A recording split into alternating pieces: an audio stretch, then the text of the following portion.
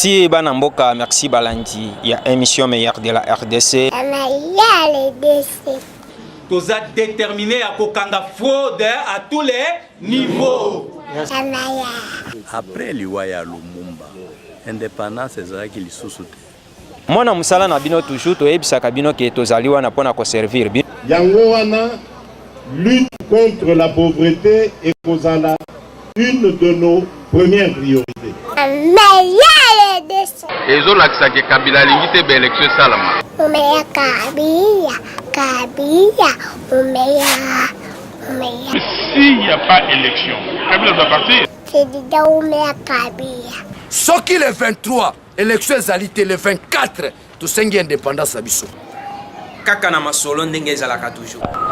Ezo sala pasi, toloba te. Vous servir, c'est notre devoir. Et surtout dire la vérité. Merci Banamboka, merci na Balandi ya émission meilleure de la RDC. Merci Balandi Nabiso. Banamboka masolo ibandakati ibandi. Boko mona elongo nanga ndenge boko kiko constater tozali awa na Kitambo na kati ya circonscription ya Lukunga bipai wapi Banamboka Mwana Mboka Feza candidate numéro 551 na députation nationale aye kokutana na mobange ya base na ye bino moko boko mona ndenge masolo ekoleka sima na ngawana eza lokola batu mususu eloko te meka koloba mbanga tro tolobaka mingi misala elobaka mingi ke maloba eloba Banamboka tokotana na bilili boyoka masolo eleka kindengene.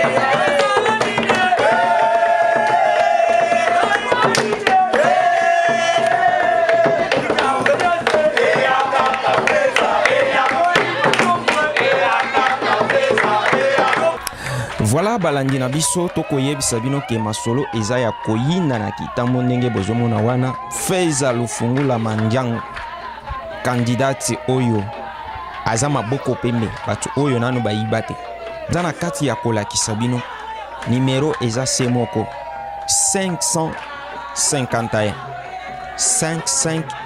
na lobaka mutu ya solo oyo alengi bolamu ya mboka ayaka na lolenge ya ba flatterite tango atelemaki liboso message na ye ezalaki nini Banamboka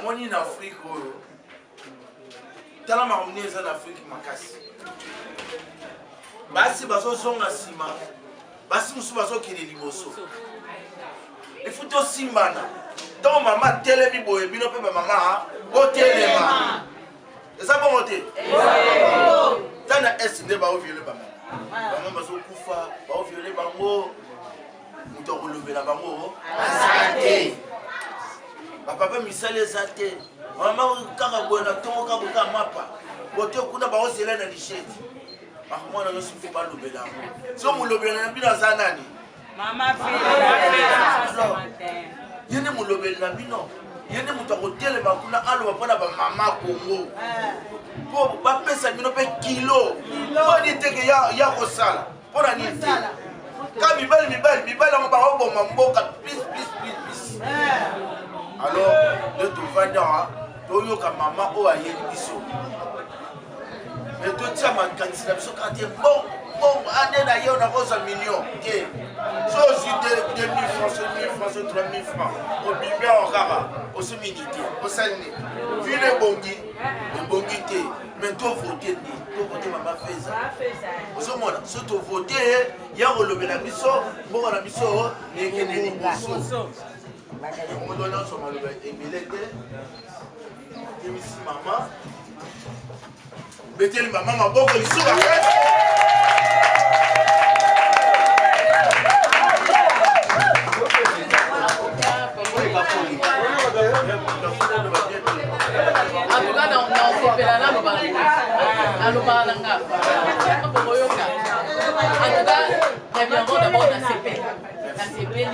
na modérateur lolinga akambi ibandeli ya milulu oyo mpe nasepeli na papa oyo atelemisi ngai yango nasengi lisusu na bino bamama ya kitambo obetelana na bino moko maboko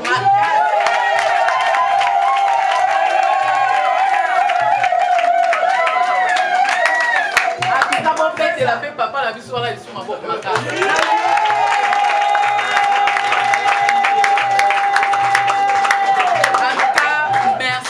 Merci beaucoup. En tout cas, ceux qui vont faire monter Malangai, beaucoup de esengo, on a tondisa mi na ngo na miniti oyo, omona ba mama na ngai, ba tata na ngai ko vanda awa pona koyoka ngai.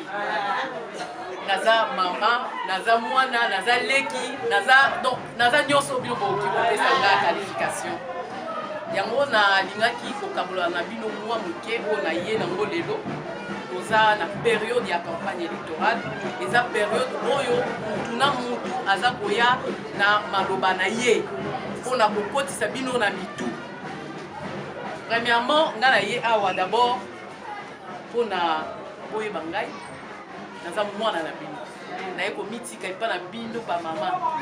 Po ba mama nde batombolaka mwana na bango, ba mama nde bayebaka pasi batata na ba mama donc bino nyonso elongo toyebi lolenge nini ezalaka na tongo na midi na poko na butu mpe lokola.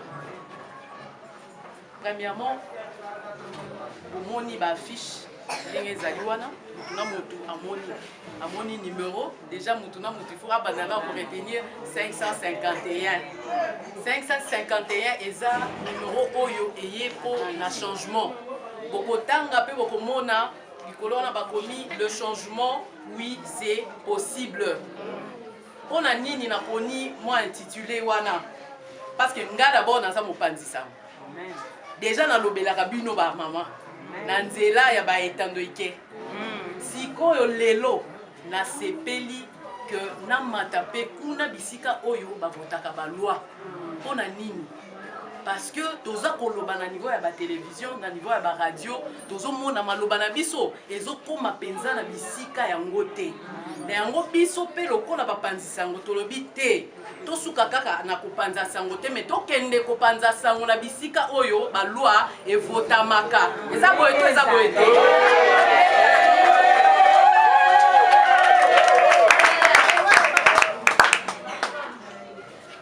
na yango na ye et pas bino ba maman pour akoloba que non bino ba le boza ba lecteur na biso bino nde boso ki bo sepeli bo bi que non maman fait effort mata ba voix na bino nde ko matsanga likolo mais il faut faire attention na ba voix o bino boko pesa parce que ngai nazaka eloko pamba bino nde boza bakonzi na nga bino nde boza kotombola nga bino nde bokokomisa nga bisika oyo bozozela nga parce que pourquoi bokokomisa nga kuna pour que na apporter une contribution une pierre dans l'édifice mpona koloba nini bisika baloi oyo ekovotame oyo nyonso bino bozali koboya soki kuna deja mibeko se ezwamaki ata biso koto tolobi eloko moko te kochange ekotikala kaka bongo lelo chaque candidat aza koya na discours na ye na discours ya kokosa na discours ya démagogie komona que non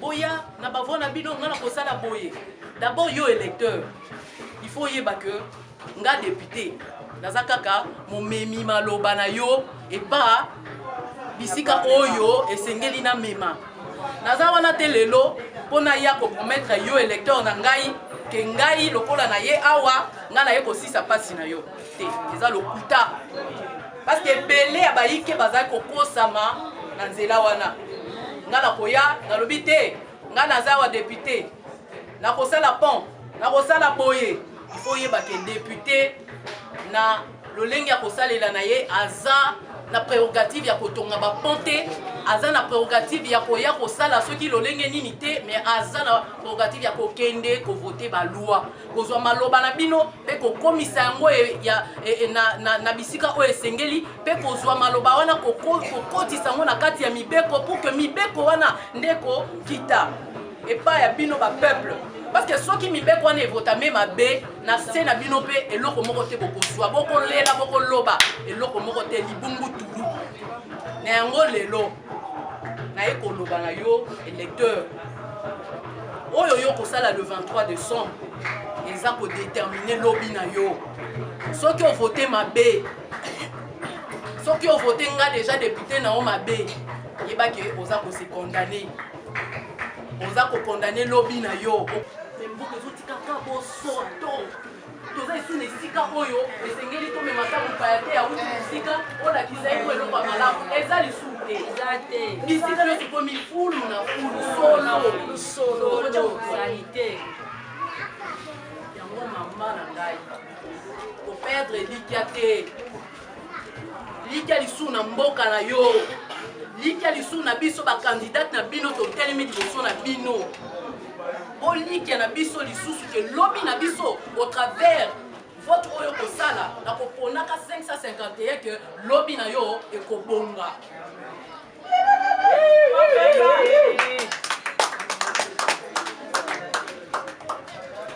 batata bavandi awa bato ya mayele makasi ta mosusu na pusani ata pembeni ya mayele na bango te me lelo naye kopesa bango lisusu mwa liloba ya moke eza lokwa semence oyo naza kobwaka na mitema na bango ke lobi na biso ekozala malamu avec 551 vote na biso ekozala malamu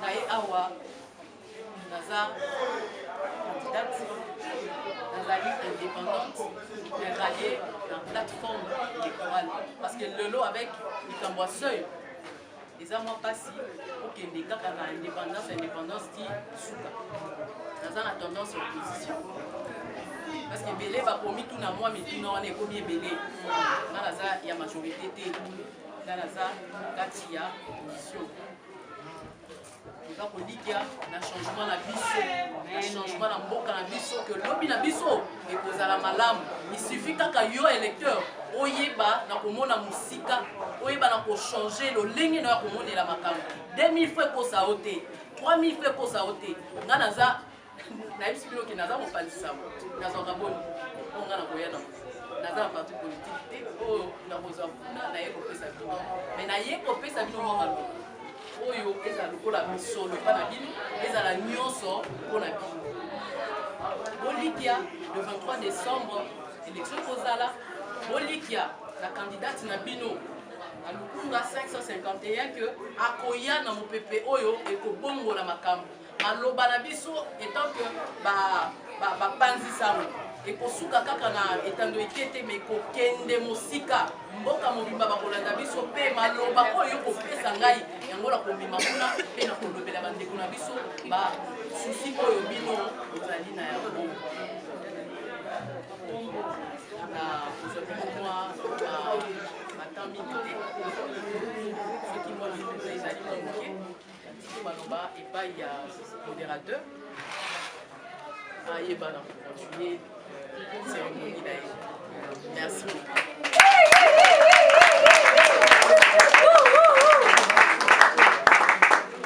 Maman batata bilenge toyoki mwana na bino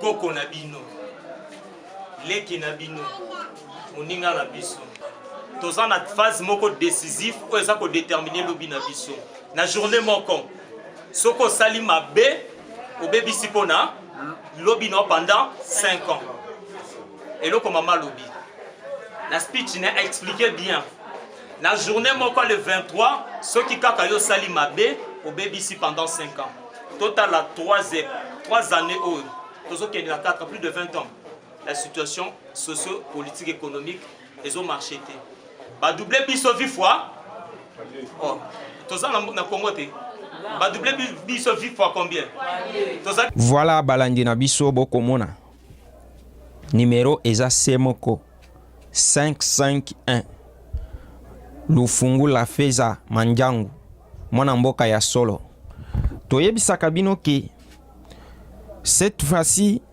tokoki kosala erreur te bokomona batu oyo biso tokopesa bino awa bango esengeli bino kopona mikolo oyo toza na système opération pona journaliste pona nini nazoloba bongo botala makambo bapoliticien baza na kati ya kosala na mboka toloba na bamedia bazoyoka te orienta bango bazo changer te voilà na batu baza na opposition bazokoka koyokana te na batu baza na ndenge moko. Qu'est-ce qui prouve que ba oyo nyonso bozomona wana bazoya lelo pona ngai soki opesi confiance akosala nini. Voilà pourquoi na monde ya presse nous avons pensé ceci. Tozui batu na biso tokotisa bango na bisika wana po toyeba na kozala na lolenge ya kokommunike malamu. Batu mususu bakomituna pourquoi batu bakendaki liboso basalaki eloko te boponaki batu boni bazalaki combien na kati ya bapoliticien boni. Voilà pourquoi cette fois-ci toko senga na bino nyonso bosala confiance na ba journaliste oyo toko tanga kombo lokola feza manjangu lufungula oyo na kati ya lukunga azolata numéro 551 tozomona na lukunga kaka Eliezer Ntambwe mwana mboka ya solo hein? Bana mboka ba journaliste nyonso ba pesi ba candidature na bango bo pesa bango confiance sauf ba flatter wana nazolo ba ke ba militante bato oyo balekaka na TV pona kofinga te pona kobundela ba intérêt personnel na bango te ba journaliste ya solo oyo toko tanga kombo lokola Eliezer Ntambwe lokola feza manjangu lokola mwana mboka ya solo combattante ya solo na kati ya monde ya presse Gidil Bisengu Ntsaku na kati ya funa hein?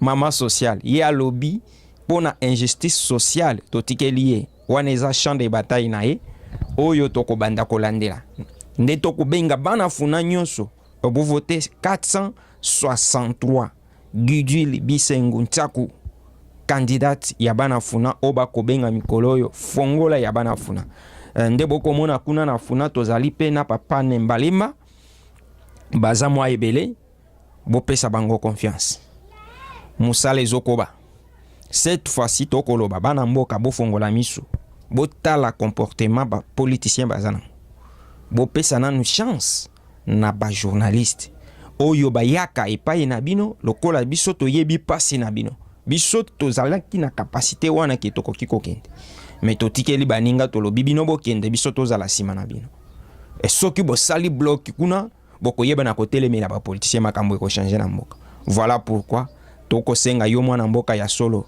numéro eza semoko 551 na kati ya lukunga mususu ezali 207 na kati ya lukunga. Alors soki okefuna banda nanu liboso na 463 Gidil Bisengo Ntsaku mama social tozoyebisa na bakandida nyonso bozolanda biso de partout bisika nyonso zali olingi ke masolo eleka kitoko en entièreté lolenge bokomona masolo ezoleka awa benga biso numero ezali wana tokoya tokosolola pe tokolakisa o nini il faut kosala po ete oyeba na koleka na émission meilleure de la RDC. Bana mboka boyebi ke oyo ezali meilleure de la RDC n'importe qui to présentaka ote. Bakombo tozo tanga awe eza ya batu oyo ba marka. Bato baza sérieux ya ba aventurier te. Ah. Po bisiko zali okoloba ali tozo tanga bakombo ya ba sérieux. Basipe mibale oyo mito ezo sala. E bongo tango manjangu feza kandidati ya bana lukunga alingaki akende masolo elekaki ndenge nini boyoka esengo nini ezalaki pe ambiance ya masolo epetamaki ndenge nini koki ko garantir bino yango wana maintenant koki ko ya te ki na garantir bino que non ko ça la bino boye les hôpitaux ça peut venir avec le peu de moyens que Dieu peut pouvoir parce que déjà dans Kadaka la jeune fille les orphelins les orphelines dans Kadaka déjà n'aspira déjà de l'eau depuis l'enfance. Depuis l'enfance. Parce que moi-même, là que je parle, Naza moi, na oyo, akoli, ayebi, un peu, qu'est-ce qu'être seul sans parents. Qu'est-ce qu'être orphelin ou bien orpheline. Je sais depuis le bas âge, depuis ma naissance. Je sais ça. Et voilà pourquoi souci na ngai ezalaka que na mona lisusu te que moto azangi mobot moto azangi peut-être un dépourvu komona ye kolela ça me fait très mal na mwa moke oyo nzambe apesaka ngai nga na mobali na nga avandi awa déjà on est dans ce sens là on encadre déjà c'est tout ce que moi je peux vous dire merci beaucoup.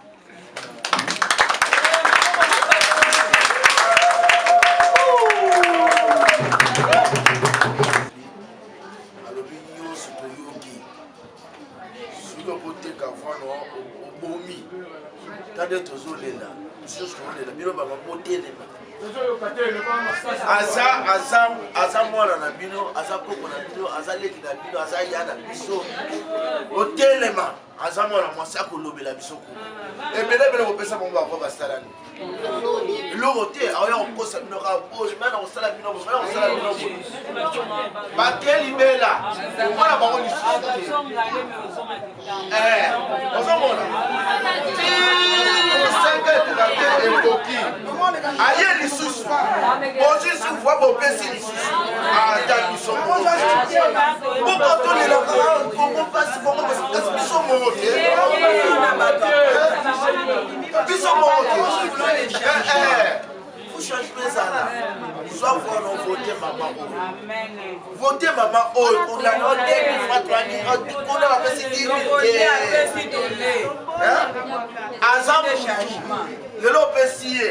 Ah le la biso kuna akozo la biso un jour. Ah ozo la biso. Yaza mutema mongode na bawaka. Soka. Donc en tout cas vraiment là sur attend et billet na yebi que tu as ça là c'est là OK.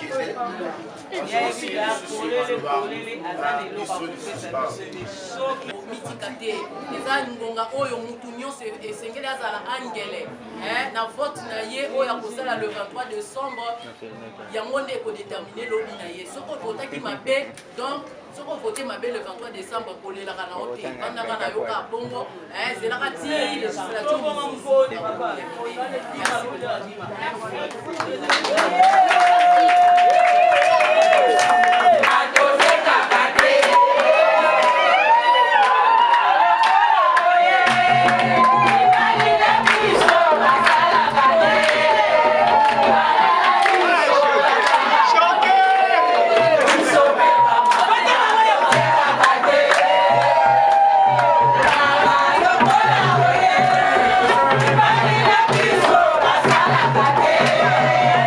Bye.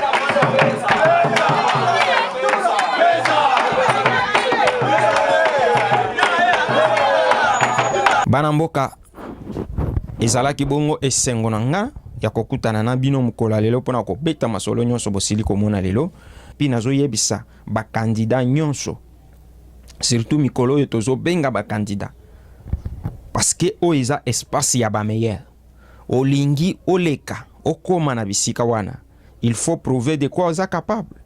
Or que esika ya koprovele eza nde na espace meilleur de la RDC bosala lokola mwana mboka Feza Mandiangu candidate ya Lukunga numéro 551501 bosala lokola mwana mboka Gidili Bisengo candidate ya Bana Funa numéro 463 bosala RRT numéro eza semoko na Funa 463 na Lukunga 551 Feza Mandiangu Lufungula mwana mboka ya solo botikala malamu tokutani mbalasi. Merci bana mboka, merci balandi ya émission meilleure de la RDC. Toza déterminé à kokanga fraude à tous les niveaux. Après Liwaya Lumumba, indépendance ezalaki lisusu te. Mwana musala na bino toujours toyebisaka bino ke tozali wana pona ko servir bino. Yango wana lutte contre la pauvreté et kozala une de nos premières priorités. ezolakisaki Kabila alingi te baélection esalama.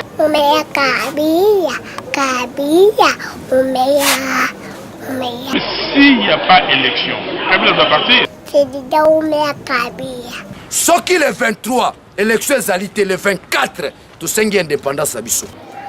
Kaka na masolo ndenge ezalaka toujours.